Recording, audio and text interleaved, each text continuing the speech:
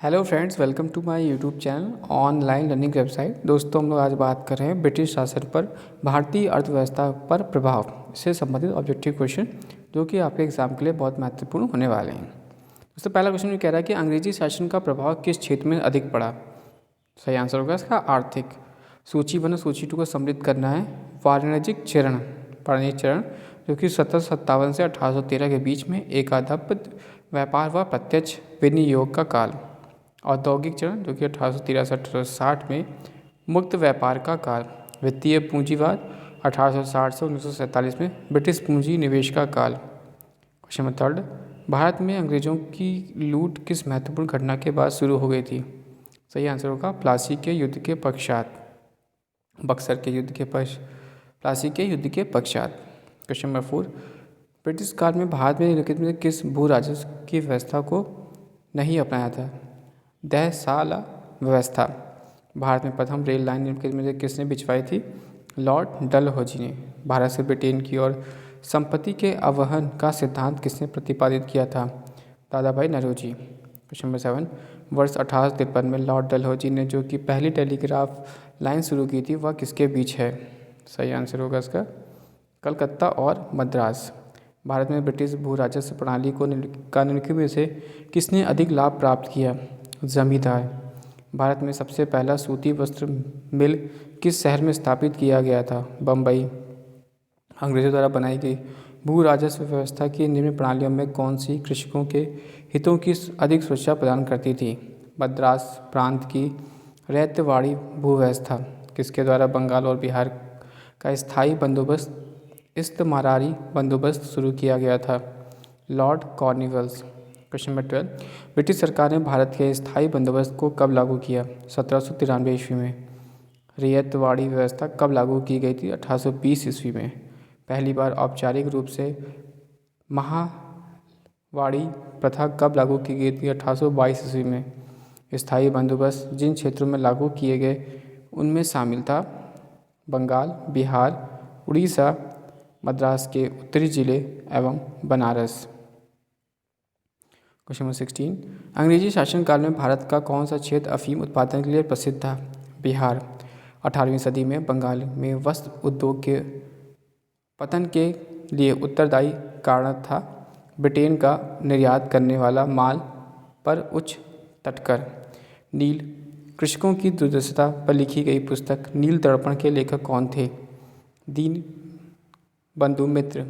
अंग्रेजों द्वारा सर्वप्रथम कहुआ बागान लगाए गए थे वायनाड जनपद में। क्वेश्चन नंबर 20, अंग्रेजी शासन के दौरान भारत में आर्थिक दोहन के विचार पर प्रतिपादन किसने किया था।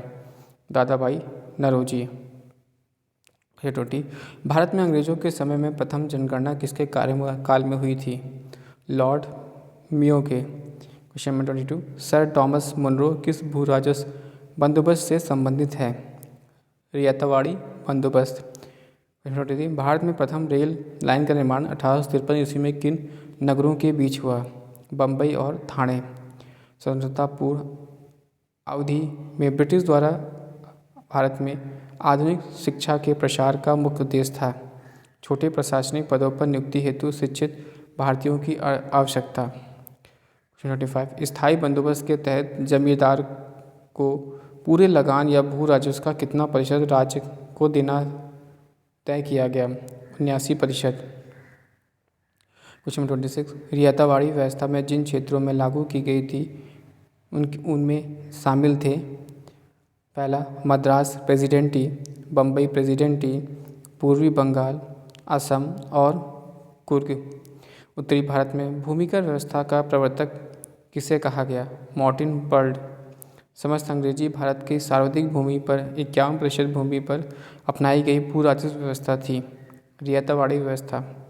भारत में उपनिवेशी काल में इटली आयोग 1929 का लक्ष्य का उद्देश्य था श्रमिकों की मौजूदा परिस्थितियों पर प्रतिवेदन पर सिफारिशें प्रस्तुत करना। क्वेश्चन नंबर 30 पे आते हैं दोस्तों। क्वेश्चन नंबर 30 कह रहा है कि भारत में भारतीयों द्वारा 1881 में स्थापित हुआ तथा उनके प्रबंध में प्रचलने वाला सीमित देयता का प्रथम बैंक था अवध कमर्शियल बैंक। अंग्रेजों द्वारा रियायतवाड़ी बंदोबस्त लागू किया गया था मद्रास प्रेसिडेंटी एवं बम्बई प्रेसिडेंटी। भारत में उपनिवेशीय शासन के संदर्भ में 1883 ईस्वी में पारित एल्बर्ट बिल का उद्देश्य था। जहाँ तक अदालतों का दंडिक अधिकारिता का संबंध था, भारतीय तथा यूरोपीय लोगों की बराबरी पर रोकना। सूची 1 सूची 2 को मिलाना है। बड़े सामंतों का आवंटित भूमि जागीरदार प्रणाली, मालगुजारी के इज्जतदारों अथवा तहसीलदारों की आवंटित भूमि रियायतवाड़ी प्रणाली, उपकिराएदार पर देने, गिरवी रखने, हस्तांतरण करने, उपहार देने या विक्रय करने का अधिकार समिति मालवाड़ी प्रणाली और ग्राम्य स्तर पर की गई भू राजस्व बंदोबस्ती जमींदार प्रणाली। ब्रिटिश शासन के दौरान भारत में उद्योगों का कोई स्वतंत्र विकास नहीं हुआ। भारी उद्योगों का अभाव। यद्यपि भारत में व्यापार पर 1813 में चार्टर एक्ट द्वारा कंपनी के एकाधिकार को समाप्त कर दिया, परंतु फिर भी किस वस्तु का व्यापार केवल कंपनी के लिए सुरक्षित रखा गया। चाय। ब्रिटिश ईस्ट इंडिया कंपनी का व्यापारिक अधिकार अंतिम रूप से किस एक्ट में समाप्त कर दिया गया। 1833 का चार्टर एक्ट। क्वेश्चन 37। स्थायी बंदोबस्त 1793 ईस्वी के अंतर्गत जमींदारों से अपेक्षा की गई थी कि वे खेतीहरों को पट्टा जारी करेंगे। अनेक जमींदारों ने पट्टा जारी नहीं किया। इसका कारण था जमींदारों के ऊपर कोई सरकारी नियंत्रण नहीं था। ब्रिटिश भू राजस्व व्यवस्था के संदर्भ में इन कथनों पर विचार करना है। 1, 2, 3 यानी पहला, स्थायी बंदोबस्त के तहत सरकार ने जमींदारों से हमेशा के लिए लगान निश्चित किया, इसी कारण इसे स्थायी बंदोबस्त कहा गया। रियायतवाड़ी व्यवस्था के तहत सरकार ने रियायतों से लगान निश्चित किया, इसी कारण से रियायतवाड़ी व्यवस्था कहा गया।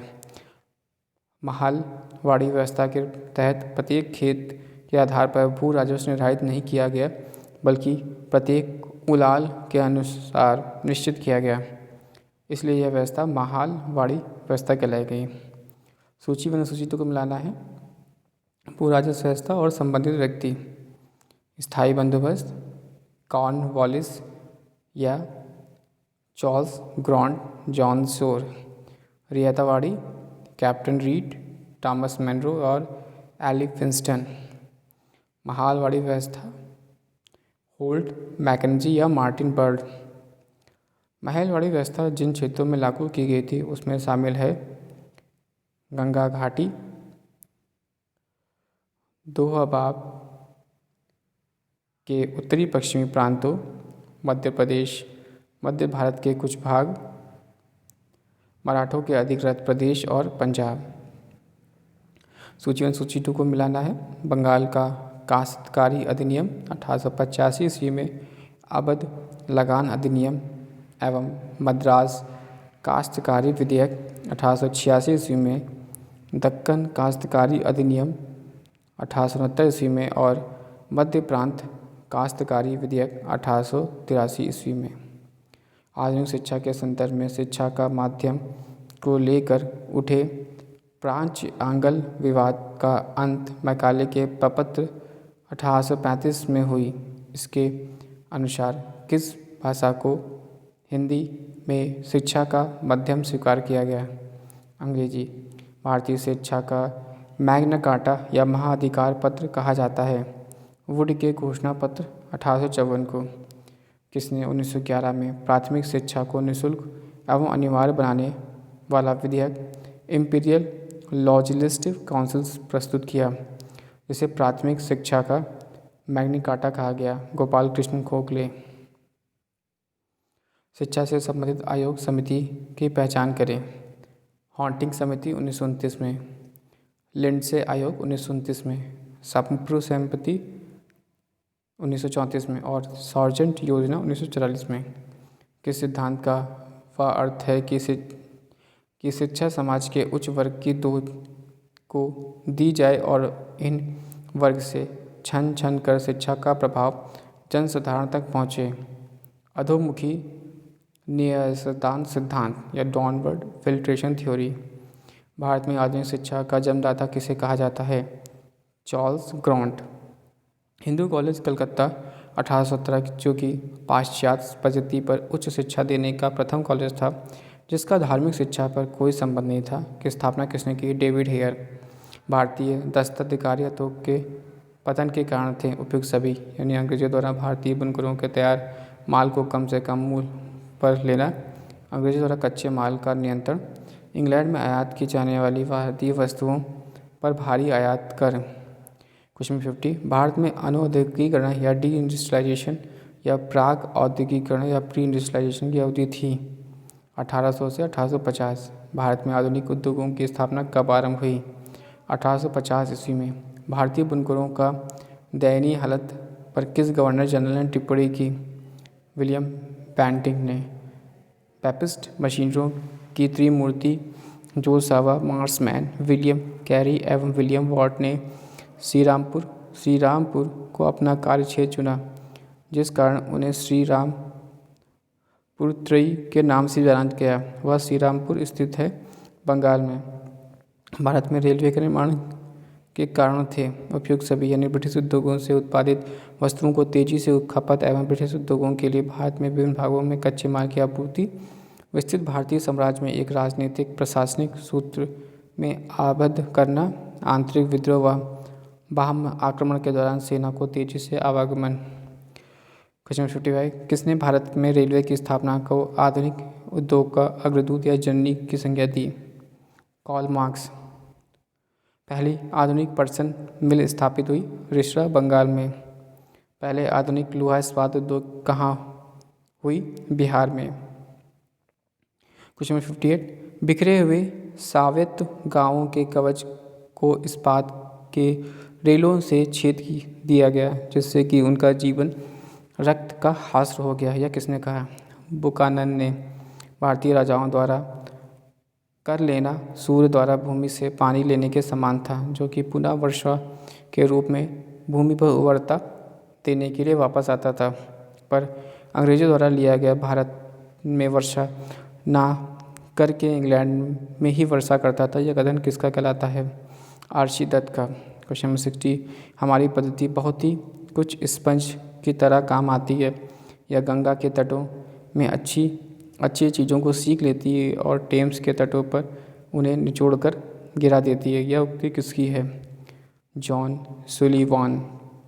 क्वेश्चन 61, कांग्रेस के किस अधिवेशन में पहली बार कांग्रेस द्वारा मौलिक अधिकारों और राष्ट्रीय आर्थिक कार्यक्रमों से संबंधित प्रस्ताव पारित किए गए थे? कराची अधिवेशन 1931।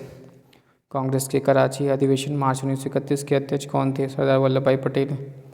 सम्मिलित करना है अकाल के संबंधित आयोग और गवर्नर जनरल। स्ट्रेची आयोग 1880 में लॉर्ड लिटन, लियाओल आयोग 1897 में लॉर्ड एल्गिन और मैकडोनल आयोग 1900 ईस्वी में लॉर्ड कर्जन और वुड हेड आयोग 1943 से 44 ईस्वी में लॉर्ड वेवेल। 20वीं सदी में पूर्वार्ध में देश का भीषणतम अकाल 1942 से 43 में कहाँ पड़ा? बंगाल। ब्रिटिश काल में निम्नलिखित में से कौन से उद्योग धंधे विकसित हुए? जूट, कोयला, लोहा व इस्पात, मशीनों व लोहा व इस्पात और सूती कपड़ा। 1938 के अंत में भारतीय राष्ट्रीय कांग्रेस के अनुरोध पर जो राष्ट्रीय योजना समिति बनाई गई, उसके अध्यक्ष थे जवाहरलाल नेहरू। अकालों को रोकने तथा अकाल पीड़ितों की सहायता हेतु भारत सरकार ने अकाल संहिता या फेमाइन कोड का प्रचारित किया 1883 ईस्वी में। क्वेश्चन 68, भारत में विकेंद्रीकरण का शुभारंभ किसके समय में हुआ था? क्वेश्चन 68 का क्या आंसर होगा? लॉर्ड मियो। भारत के विकेंद्रीकरण का शुभारंभ किसके समय हुआ था? लॉर्ड मियो। क्वेश्चन 69, रेल विभाग के लिए पृथक रूप में रेलवे बजट कब आरंभ हुआ था? तो रेल विभाग के लिए पृथक रूप से रेलवे बजट 1925 ईस्वी में आरंभ हुआ था। क्वेश्चन 70, ब्रिटिश नागरिकों को सर्वप्रथम किस वर्ष भारत में भूमि खरीदने एवं बसने की अनुमति मिली? 1833 ईस्वी में। The economic history of India के लेखक कौन? रमेश चंद्र दत्त। भारत में इस्पात का उत्पादन सर्वप्रथम कब प्रारंभ हुआ? 1913 में। अंग्रेज घुसपैठियों ने भारत के करघे को तोड़ डाला और चरखे को नष्ट कर दिया। यह कथन किसका है? सही आंसर होगा इसका तो कॉल मार्क्स का दादा भाई नौरोजी ने अंग्रेजों द्वारा किए गए किस कार्य को अनिष्टों का अनिष्ट की संज्ञा दी? धन के विकास। Question number 75। यह कथन भारत और इंग्लैंड के आर्थिक हित प्रत्येक क्षेत्र में टकराते हैं, किसका? जवाहरलाल नेहरू। निम्नलिखित में से कौन poverty and un British rule in India का लेखक है? दादा भाई नौरोजी। भारतीय अर्थविदों में शामिल है इनमें से सभी, यानी दादा भाई Naoroji, R.C. Dutt, M.G.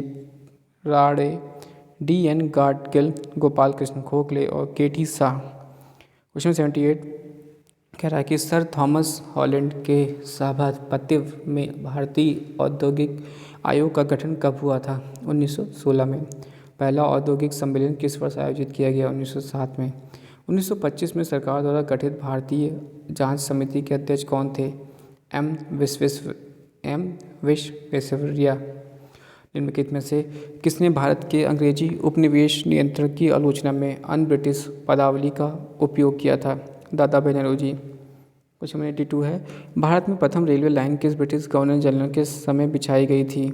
Lord Dalhousie. निम्नलिखित में से कौन सा एक भारत में ब्रिटिश उपनिवेशी शासन का परिणाम नहीं था? भारतीय सामंतवाद का विनाश। 1813 में पहले ब्रिटिश द्वारा निम्नलिखित में से कौन सा उपाय भारतीयों को आर्थिक रूप से शोषण करने के लिए नहीं अपनाया गया? मुक्त व्यापार की नीति। क्वेश्चन 85 दादा भाई नौरोजी द्वारा उनकी कृति poverty and un British rule India ने प्रस्तुत किए गए अपवहन सिद्धांत शब्द को निम्नलिखित कथनों में से कौन सा एक सम्मिलित रूप परिभाषित करता है कि वह भारत के राष्ट्रपति संपत्ति या कुल वार्षिक उत्पाद का एक हिस्सा ब्रिटेन को निर्यात किया जा रहा था, जिसके लिए भारत को एक महत्वपूर्ण प्रतिफल नहीं मिलता था? क्वेश्चन 86 भारत में उपनिवेशी शासनकाल में होम चार्ज भारत से संबंधित दोहन का एक महत्वपूर्ण अंग था। निम्नलिखित में से कौन सी निधियाँ होम चार्जेस की संगठक थी या थी? 1, 2, 3। 86 का राइट आंसर है डी, दैट मीन्स 1, 2, 3 यानी लंदन में इंडिया ऑफिस के भरण पोषण के लिए प्रयोग की जाने वाली निधि, भारत में कार्यरत अंग्रेज कर्मचारियों के वेतन और पेंशन देने हेतु प्रयोग में ली जाने वाली निधि, भारत में बाहर हुए युद्धों को लड़ने के लिए अंग्रेजों द्वारा प्रयोग में लाई गई वाली निधि। क्वेश्चन 87 किस कंपनी ने सर्वप्रथम भारत में रेल सेवा प्रारंभ की थी? सही आंसर होगा इसका ग्रेट इंडियन पेनिनसुलर रेलवे।